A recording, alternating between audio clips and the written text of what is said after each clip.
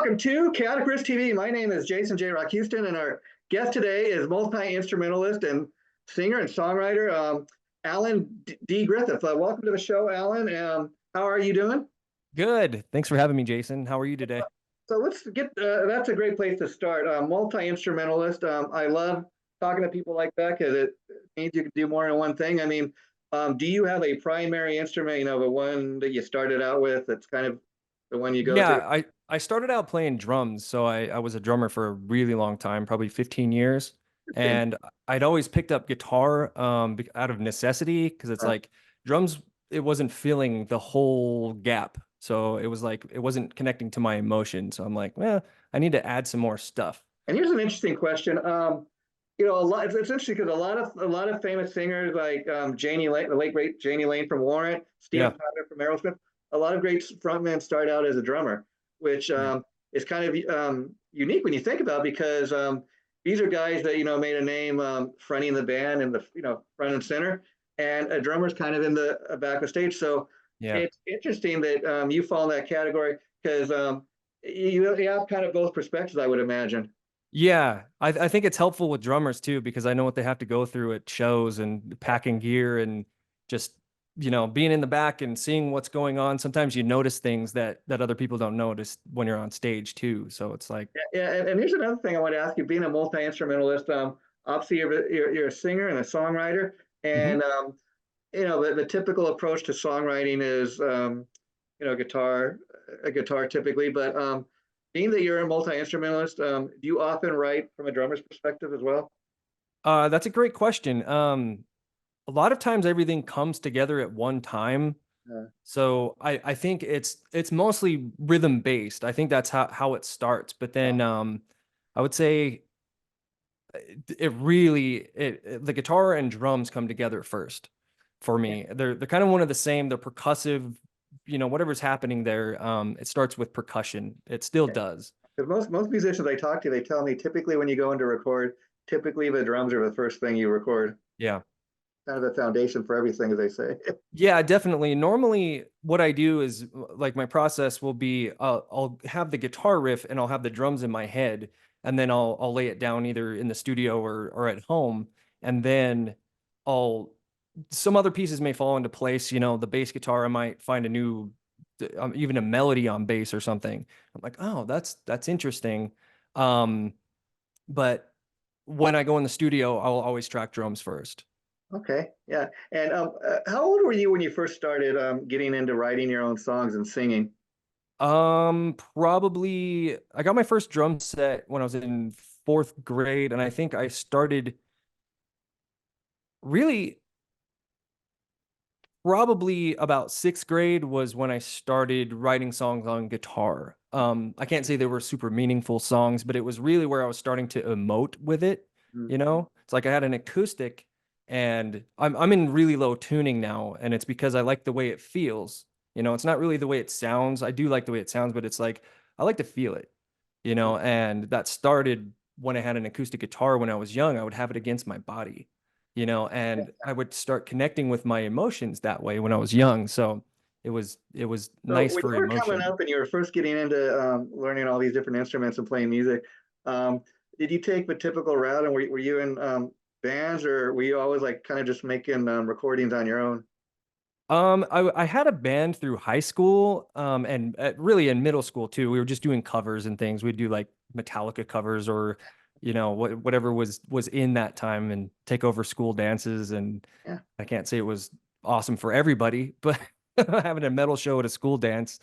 Um, but yeah, sorry, what was the question? I was just saying, like, did you take the typical route where Oh, when you first got into music, where did you join other bands or did you form bands to play, or were you always kind of writing and creating your own music?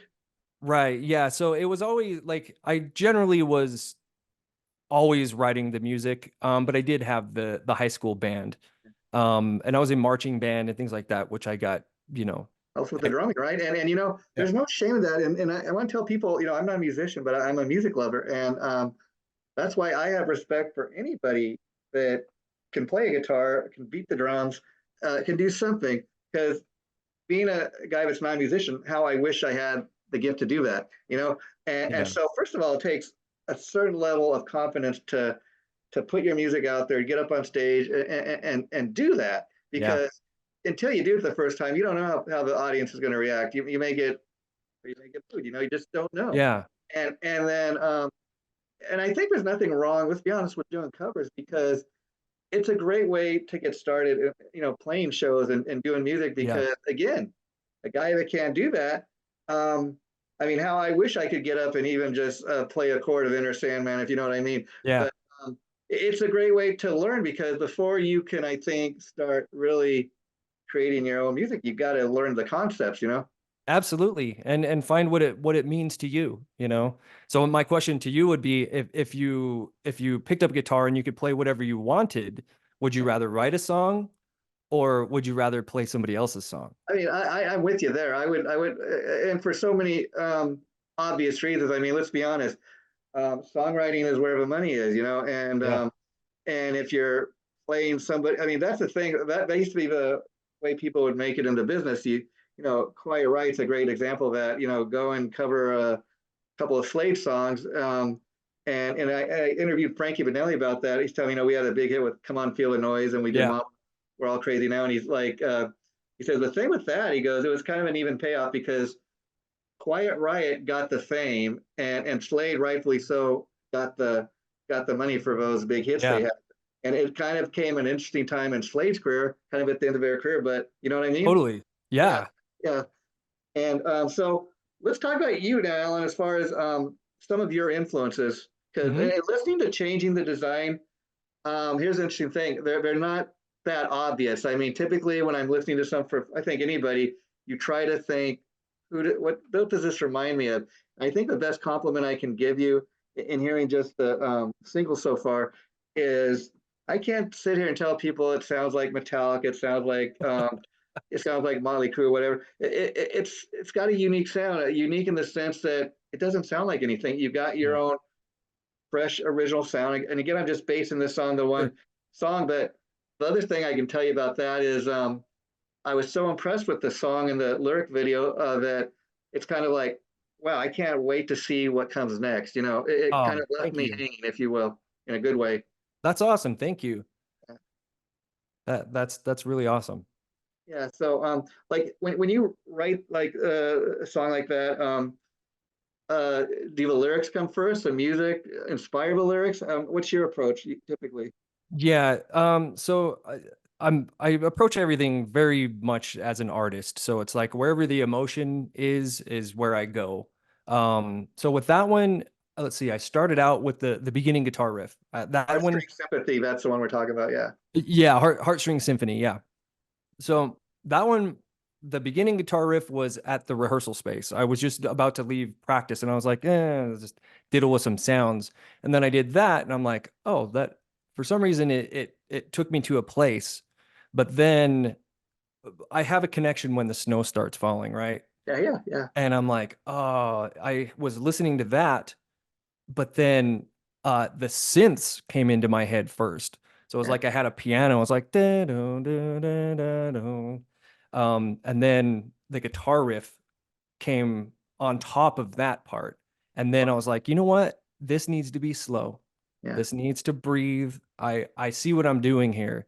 Um, so I would say the guitar riff came first, and then the piano part, and then the heavy guitars came, and then at the very end, there's like a whole, a piece within itself at the end, kind of an instrumental piece. And I would say that came before the rest of the song. So Yeah. when I finished the song, then the lyrics came. So it's like I had all these big emotions when it was happening, and when it was done, I can finally write the lyrics. I can try and put it in English. I can't Yeah, you explain see, these emotions. that's the next question I have for you. Because in reading the press release, one of the statements that really stood out to me was, changing the design was formed on the truth that we are never truly who we were yesterday, and not quite who we will be tomorrow. Yeah. Talk a little bit about that. I mean, again, it kind of grabbed me, that phrase. Yeah, it's kind of we're always in a state of evolution, It's like there's so many things that I'm going to learn today about myself, about the world, and that kind of puts a little more experience under my belt, which means I'm not going to be the same person tomorrow. And it might be an epiphany. It might be something that moves me. It might be a whole different way of thinking, a philosophy, even, you know? So that's pretty much what a lot of my songs are about is finding the connection between those spaces. It's like really you're in the present, but you're in a state of flux all the time. And Yeah, we have all these things happen. So normally what I write about, I don't really finish a lot of stories in my songs because I'm still in the middle of it. yeah. You know what kind of grabbed me like in that statement and kind of listening to the song, is that typically when I listen to a song, I don't know about you, Alan, but um, especially songs that have lyrics, I listen to the lyrics, try to get what the storyline is, what the song is about.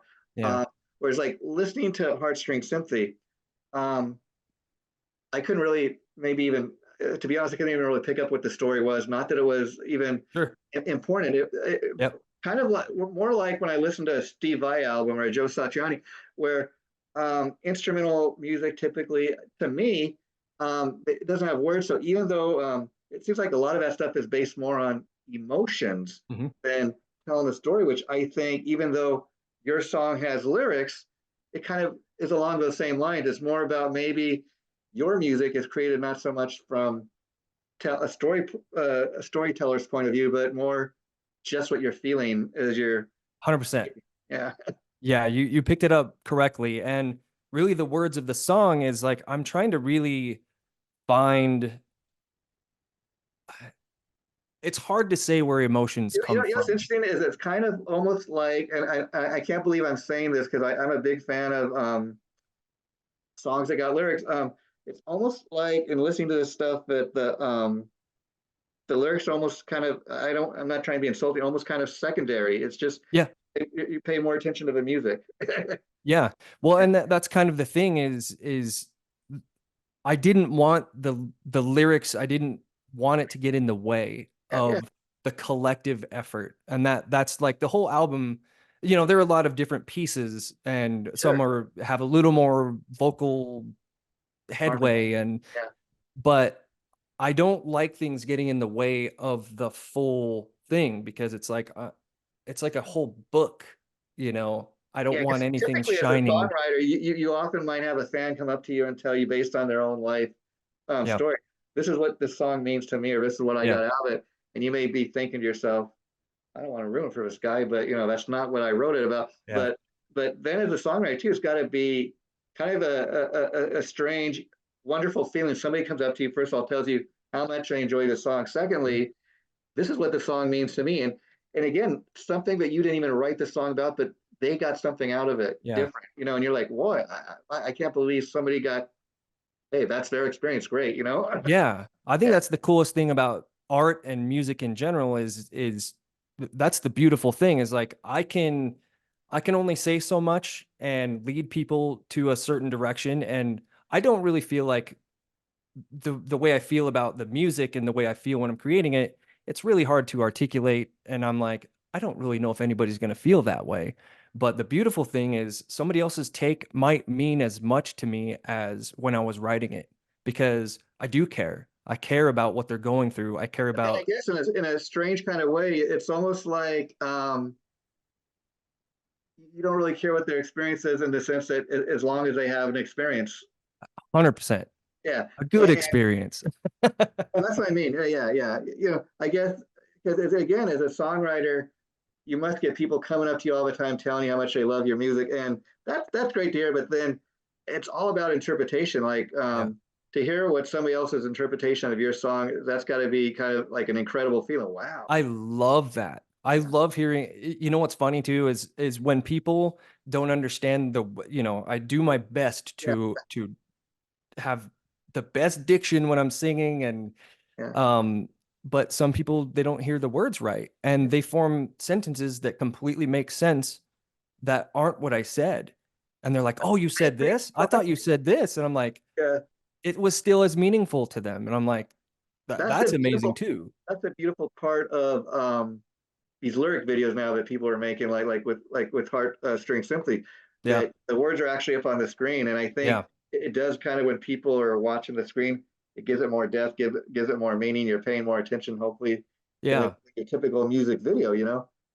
Yeah, Like, definitely. you And know how my, many Aerosmith songs I sang the wrong, come on the radio and sang the wrong words to, and then years later, if yes. I was singing the wrong. Yeah. Do you have one that comes to mind right now? Well, phrasing like the song "Walk This Way," stuffing in a muffin, or I don't even know how it Yeah, goes, yeah. but I got it wrong. They had some interesting words.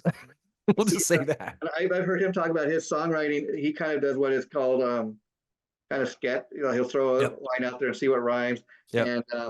And I guess a lot of that, if you listen to music, is probably based on him being a drummer, looking for things rhythmically. Totally. Yeah. Yeah, I do the same thing. It's like, and sometimes the embouchure, like the shape of your mouth isn't right. It's like I said this perfectly the way I wanted to say it, but it doesn't feel good when it's coming out of my mouth. So sometimes I'll change something because it's like maybe it'll be I need an ah and it Yeah, ends with eh and it's it's all not how you good. enunciate, yeah, and the expression. Now, the Yeah. latest album is called Soul Dissection Experiment. Now, can people get physical copies of that? How can people go about getting this latest album? Yeah, the latest album we can do Spotify. So you can just search Changing the Design in Apple Music, Spotify, go to YouTube and you can find the music anywhere there. There's a music video for that one. It's just a kind That's of a what we're playthrough asking. video. People get physical copies or just digital, Not right? at this point. I'm toying with a few things right now. I don't have the ideas fleshed, but I think it will come with something else if I do physical product for it. Changing the design. I love I love that name. It kind of let me ask you, is this actually a band project? You're doing a lot of instrumentation, but do you have other people on the recordings? Is there plans to take this on the road and do live shows? Yeah, so there are a lot of plans to take it on the road and do live shows. It is just me and the recordings, and Okay. that's my process. It's kind of hard when I already know about 10 different ways I want to do something and articulate the guitars and all that. So it's easier for me Let's to be record honest, it in. in today's world, a lot cheaper than having to pay a whole band, right? Yeah. Yeah. Yeah. But let's talk about that now. Is this the first time Changing the Design has released an album? No, I have one album before this one called Romanto Terrorism that I wrote with a good friend. He was the owner of the studio that I worked at. Well, I'm still a recording engineer, but I was a recording engineer for a long time, and he just approached me and was like, "Hey man, we should do something together." And so what I ended up doing is the same thing. I wrote all of the music for it, and then we co-wrote the lyrics together. And that one's a little more brutal. It's a little more intense. There's not as much breathing room as this latest album. So you really Um, are kind of the creative flow of everything, a producer and everything. So mhm. have you Changing the Design? Have you done any live shows? You know, with the previous album? Yeah, yeah. So I've had a few different iterations of this project. So the project has been around for a while, but then it's like at first it was just a live band. And it was me. I would write some things, and then we were kind of feeling out where it would go. So when we toured a little bit, we had a few tours, and then I would get hired to go play guitar with somebody on tour or do the thing. So I wasn't able to spend the time I wanted to on the project. And to be honest, before I didn't know what I wanted out of the time with the project. I didn't know what it meant to me yet when it was the live You're kind of project. finding your sound now. Um, 100%. Here's an interesting thing to me. Like I would think so. The record's going to have, or excuse me, the CD, but the album is going to have a different sound because it's all you. And I'd imagine when you take this on on the road and you're doing it live, you got other people in the band. Yep. So that right off the bat, the sound of the band is going to be a lot bigger. You know? Yep. Yeah. Yeah. Yeah. So what we're doing right now is we're I think it's going to work out great. So we're trying to use it as a three piece right now. Okay. So normally I would just sing and I would have two guitar players. So now I'm taking the guitar duties and singing, and then bass player and drummer. And we have found a way to pull it off really well. Mm-hmm. We may add another guitar player in the future, just depending on if we can get the oomph out of it that we need. The three piece is going to work great. And I We guess all love each another hard other, part and is how much of the old material and the new material do you put in the set? yeah, we've been thinking about that. The the Mm. thing with the old material is like it's much more just aggressive. You know, I was screamy and just really intense. And I wanted to slow this one down, so it is kind of interesting on what you can pepper I mean, in. yeah. But then again, yeah, I mean, even a band like Metallica, they play, really thrashing metal, and then Yeah. they might slow it down with, nothing else matters, or something like that. See, that's Yeah, what I love is dynamics, you know. If you just come out and there's something to be said to just play a show and just steamroll people, but that's not the full connection that I want at the shows. It's like I want people to be able to breathe, you yeah, know. I want yeah, people to just makes sense.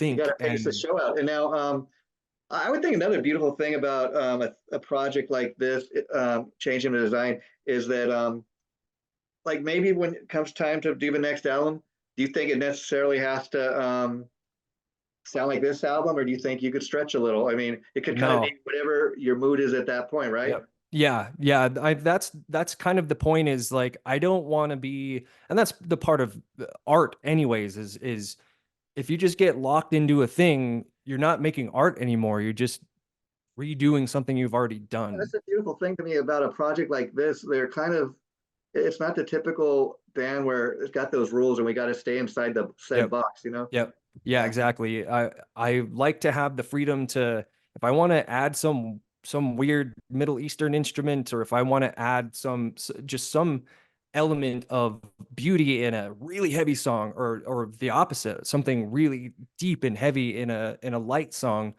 I like to be able to play in those parameters. It's like I can still be in a box, but I'll Yeah. be in the corners of the box over here really far, you Like, get know. creative. Seeing Yeah. Yeah. yeah.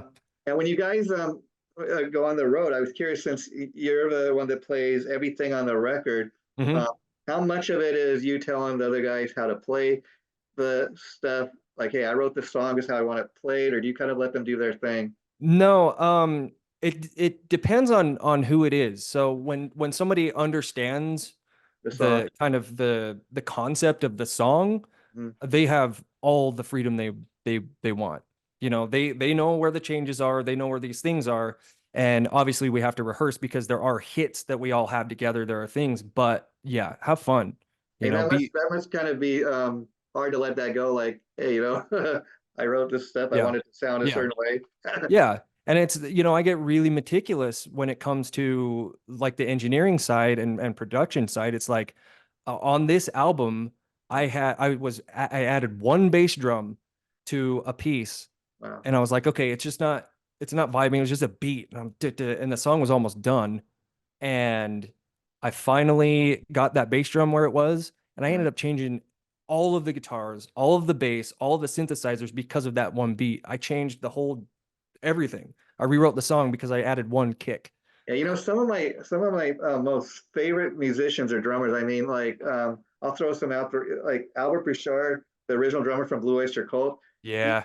sang a lot of that stuff, wrote a lot of it with his brother Joe, Yeah. and like now he's doing these solo albums, and he's up front singing, playing the guitar. He's got another drummer. You got a guy like Carmine Appice, been around for Oh years, yeah. Fudge, Yeah. Ozzy, and all these other great bands, and Rod Stewart. And he's not just a great drummer; he produces stuff. He's a great songwriter. He writes Yeah. stuff for the people. Phil Collins, he's gotten to the point that he's almost 80 years old, but for most of his life, he was drumming and singing lead. He was doing it all. Yeah. He really, man, that guy. He's one of those guys that really was a rock and roll warrior. I mean, he got to the point Yeah. where he can still get up there and sing, thank God, but he can't play the drums anymore just because he's physically not able to do it. That which hurts my heart. You Yeah. know, that's just hopefully he's getting that At least he emotion got out the singing somewhere. to fall back on. Yeah. Yeah. Yeah. I mean, you're still very young, but that's got to be another fun aspect of what you do, playing different instruments. Because if you ever got to that point where maybe you couldn't play the drums, you could do something else. Yeah. Yeah. Yeah, actually, I had a crossroad with this thing after the last album. I was putting together the live project for it, and I got really sick and something happened with my throat, my vocal cords. And Wow. so long story short, I went to some ENTs and things, and where they were trying to diagnose one thing or another thing, and I lost the ability to sing for 5 years, because it was going down the wrong route. And what happened is I had some nerve issue Wow. that just went undiagnosed for a long time, and I had to relearn to sing for this album. So I was like, what am I going to do? Am Wow. I I going mean, to just be a that guitar really player? gives this a whole new meaning, you know? Well, that's what the whole, probably 7 of the songs are about that, Changing about changing the design right there. I mean, it's like 100%. I Yeah. didn't plan for this, but wow. Yeah. It was hard. It was like, that's my lightning rod, is being able to articulate this the way I want at a live show, you know? So, and if I can't sing it on the album, and if I can't sing, like, how do I write things for somebody else? You know, it was confusing, very So, confusing time. who are some of your influences? You know, the bands or musicians that kind of did it for you growing up and inspired you. Oh, a lot. I have a lot of different styles of influence. So I would say probably the biggest influence through my growing up was probably Metallica. Probably maybe like Injustice for All. I got that. Yeah. I was learning guitar riffs from Justice when I was in middle So, school. how do you feel about the Black Album? You know, that's kind of controversial, or Yeah, I loved it. I think they really, what I loved is they let people in on the process of them changing. yeah, You know, it was like, you can't do this thing forever, and they found a way to be more of who they really are yeah. through that process. And obviously they're still discovering that. I mean, I think stuff we put out now is just as good. I mean, the first three albums, the hardcore Metallica fans, that's what they really love. But I think, Yeah. you know, for the first time, I remember, you know, 1991, that Black Album thing. Hey, that's my band. That's, you know, they're on MTV, Yeah. they're all over radio. You know, who Yeah. wasn't loving that? And I never did get that. Well, they sold out. They cut their hair. Oh my God, Yeah. having hits. What's wrong with that? You know? Yeah. I mean, it was amazing because their live shows were still amazing. And, you know, and people will say what they will say, and that's their opinion, and that's okay. But And you know, looking at something like, even go back looking at the success they had with something like Master of Puppets. yeah. They didn't have a single video off that Yeah. album, and yet they were able to. That's kind of, you know, their album. Their Yeah. yeah, That's crazy. I don't know what the hell they did, because just toured. You know. oh, it was they just did something that was like magic. You know, it wasn't like, individually they're not virtuosos per se, but when they come together, it's like there's a thing. It was Like, you like know, this. Lars Ulrich, people joke about he's not a great. I mean, at this point, I think he is. You know, he's had that success and he's still doing it.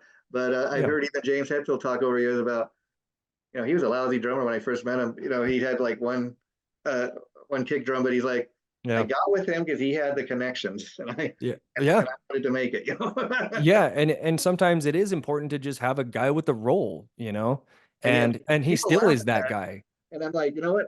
If I could have the kind of success that guy's had, hey, Yeah. yeah.